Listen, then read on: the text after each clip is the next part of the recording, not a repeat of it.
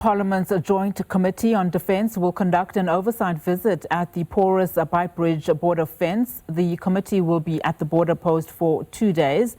The visit aims to evaluate the impact of reduced funding on the Air Force's combat capabilities, as well as gauge SANDF troop morale after deployment to the Democratic Republic of Congo under the United Nations mission. Pimani Baloyi is with the committee along the border fence next to the Limpopo River. Parliament's Joint Standing Committee on Defence is on a 2-day oversight visit at the Beitbridge border post. Currently, the committee is on the borderline that runs through the Limpopo River that connects South Africa and Zimbabwe. We do know that there's actually no fence between these two countries, and people just walk through the countries. We are in front of the Limpopo River, and there are people on the other side who are attempting to get into South Africa, as my colleague, Senior Video Journalist Sulisane Libebe is showing you. The SANDF says it has deployed soldiers here. That is why this standing committee is here, to find out efforts by the SANDF to curb this illegality. I'm joined by the co-chairperson of that committee that has been here since Monday, and Dakota. Thank you so much, co-chair. You have been in the province since Monday. I understand today you just got a briefing from the SANDF, specifically the ones that man this border post. We know there's plenty of reports about how porous it is.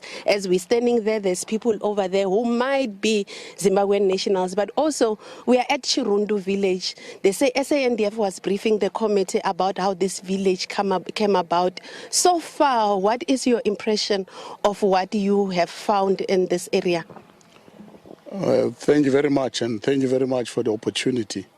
To be honest with you, I mean, I've taken an oath to respect and uphold the laws of the Republic, and to defend its territorial integrity and sovereignty. As a member of parliament, I must be honest with you, we don't have a border. The country is not safe. I'm sure we can do better if the executive was to allocate resources which are needed by members of the National Defence Force, including the Department of Defence, so that we can ensure that our country is safe. As we are now, you can see there are groupings just here of people who are ready to come over. It's almost over 200. So if 200 people can walk through our borders every day without proper documents, it means that's a serious national security threat. And it warrants the president, the minister, and the cabinet to take action. Because as parliament, it does not help us. We were here 12 years ago. There was a similar problem. Now it's worse. There's no fence. There's even a land grab here by some illegal people who have taken the land that belongs to the state by force. You are correct. This is not the first Parliament committee to visit this area to see this illegality. What confidence are you giving to the taxpayer who funded this trip, this oversight visit, to ensure that this doesn't happen? After the visit, what is the committee going to do to ensure that at one point this is kept? Look, as Parliament, we have the security cluster that needs to wake up and smell the coffee, because the issue of illegality, there is no way that it can be legal. It is clear in our constitution that there is the Department of Defense and the National Defense Force who are responsible to protect the territorial integrity and the sovereignty of the country. The way things are now, territorial integrity is compromised, sovereignty of the country is compromised, because we don't know what are these people carrying, whether weapons, whether whatever. We don't know what criminality will they do once they've crossed the border into our country. And we're not saying we can't share our country with other people, but let them use proper channels.